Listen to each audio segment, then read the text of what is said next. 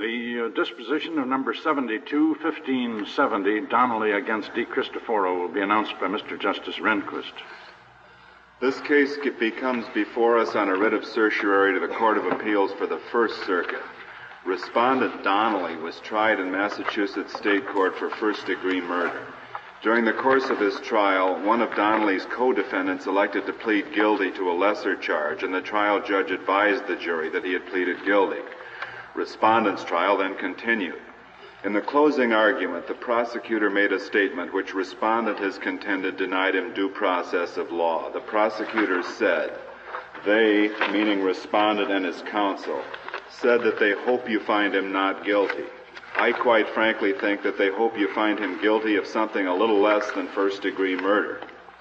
The court, upon request, gave specific instructions to disregard this statement. Respondent was convicted by the jury, and his conviction was affirmed on appeal by the Massachusetts courts. Respondent then sought habeas corpus relief in the United States District Court, where the writ was denied. He appealed to the First Circuit, which reversed. That court reasoned that the prosecutor's remarks, when combined with the guilty plea of respondent's co-defendant, would probably have conveyed to the jury the notion that respondent had also sought to enter a guilty plea, but had been refused. To create this impression, said the court, was a denial of due process. We reversed the decision of the Court of Appeals. Although the prosecutor's mark was considered improper by all the courts which passed upon it, we don't believe that this single, somewhat ambiguous statement, when viewed in the context of the entire trial, and particularly the instruction from the trial judge that the statement was unsupported by any evidence in the record and should be disregarded, denied the respondent due process of law. Mr. Justice Stewart has filed a concurring opinion in which Mr. Justice White has joined. Mr. Justice Douglas has filed a dissenting opinion, in Part 2 of which Mr. Justice Brennan and Mr. Justice Marshall have joined. Thank you, Mr. Justice Rehnquist. The disposition of 72-13-19, United States against Chavez, 72-10-57, United States against Giordano, and 72-61-60, Mitchell against W.T. Grant Company, will each be announced by Mr. Justice White. The Giordano case, number 72-10-57, comes here from the Fourth Circuit on certiorari, and Chavez from the Ninth Circuit also on certiorari. These two cases raise related questions under the federal statute authorizing official wiretapping under court order. Under the statute, only the Attorney General or an Assistant Attorney General specially authorized by him is permitted to approve an application for a wiretap order.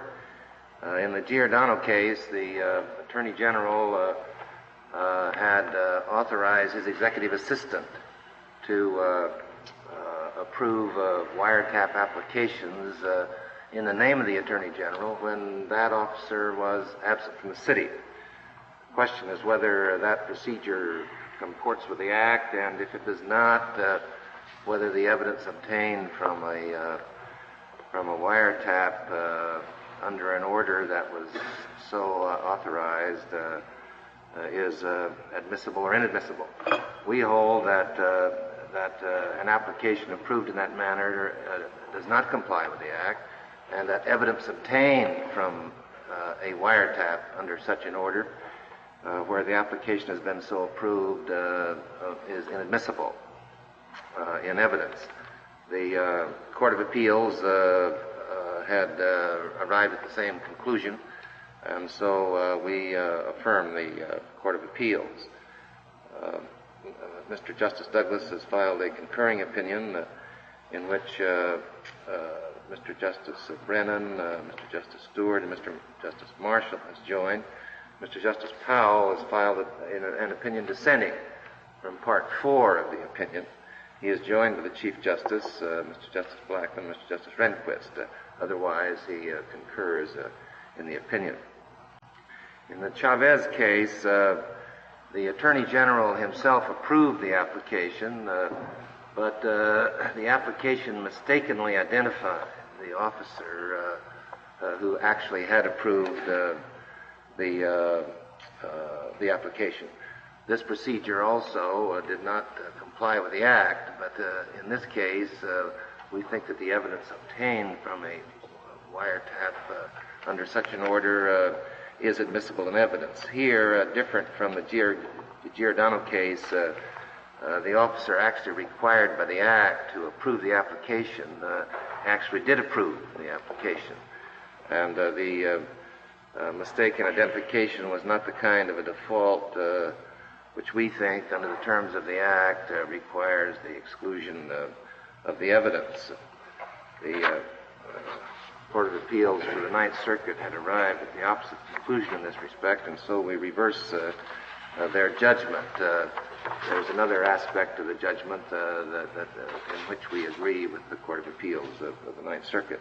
Mr. Justice Douglas, joined by Mr. Justice Brennan, Mr. Justice Stewart, and Mr. Justice Marshall, has filed a dissenting opinion. I have another case, the Chief Justice indicated, Mitchell against W.T. Grant Company, number 726160. This is here on writ of certiorari to the Supreme Court of Louisiana. The question is whether the procedures under a Louisiana statute for the foreclosure of a vendor's lien on personal property comports with due process. Under the Louisiana law, repossession is permitted without prior notice and without a prior hearing, but only after on a judicial order obtained on a written application by the creditor, and only after the filing of a sufficient bond. There's an early opportunity for a hearing. We hold that the statute is constitutional, and do not agree that the Fuentes case, a recent case in this court in the 407 U.S., requires the invalidation of the Louisiana statute. The Louisiana Supreme Court will affirm its judgment. Thank you. I have filed a dissenting opinion in the case of Mitchell against W.T. Grant Company. In my view, this case is constitutionally indistinguishable from the case of Fuentes against Chavez, decided by this court only 2 years ago and reported in volume 407 of the United States reports. And the court today has simply rejected the reasoning of that case and adopted instead the analysis of the dissenting opinion in that case, written by my brother, Mr. Justice White. Upon the reasoning and authority of the Fuentes opinion, I would reverse the judgment before us because the Louisiana sequestration procedure fails to comport with the requirements of due process of law. These views are spelled out in some detail in the written opinion I have filed today, but I would add an additional word. It seems to me that unless we respect the constitutional decisions of this court, we can hardly expect that others will do so. A substantial departure from precedent can only be justified, I had thought, in the light of experience with the application of the rule to be abandoned, or in the light of an altered historic environment. Yet the court today has unmistakably overruled a considered decision of this court that is barely 2 years old, without pointing to any change in basic constitutional understandings that might justify this total disregard of stare decisis. The Fuentes decision was in a direct line of recent cases in this court that have applied the procedural due process commands of the 14th Amendment to prohibit governmental action that deprives a person of a statutory or contractual property interest with no advance notice and no opportunity to be heard. In the short time that has elapsed since the Fuentes case was decided, many state and federal courts have followed it in assessing the constitutional validity of state replevin statutes and other comparable state laws. No data have been brought to our attention to indicate that these decisions, granting to otherwise defenseless consumers the simple rudiments of due process of law, have worked any untoward change in the consumer credit market or in other commercial relationships. The only perceivable change that has occurred since the Fuentes case is in the makeup of this court. A basic change in the law upon a ground no firmer than a change in this court's membership invites the popular misconception that this institution is little different from the two political branches of government. No misconception could do more lasting injury to this court and to the system of law which it is our abiding mission to serve. I am authorized to say that Mr. Justice Douglas and Mr. Justice Marshall have joined this dissenting opinion, and that Mr. Justice Brennan also agrees that Fuentes versus Chavez requires reversal of the judgment of the Supreme Court of Louisiana. I can also say that Justice Powell has filed a concurring opinion.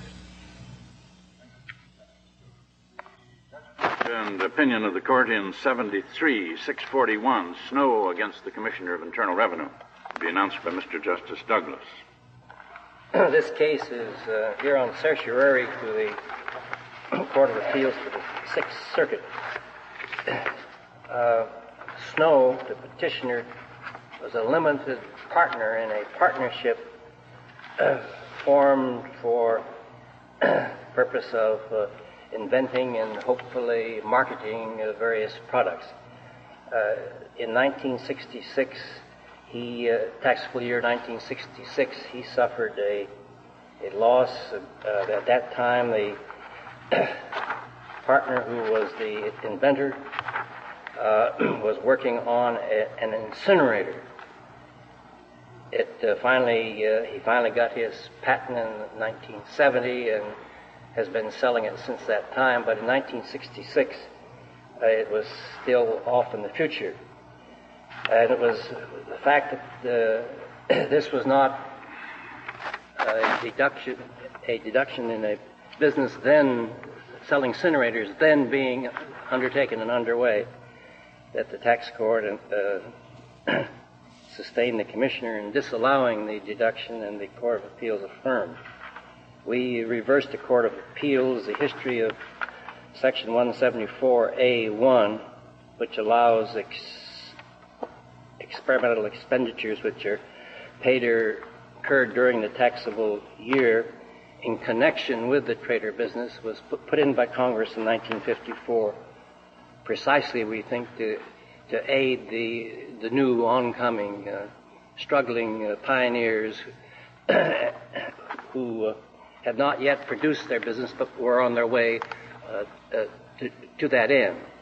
And that was passed by Congress, according to the legislative history, to equalize the tax opportunities of the little oncoming business as compared with the established business that had research and development departments, all of whose expenses were deductible.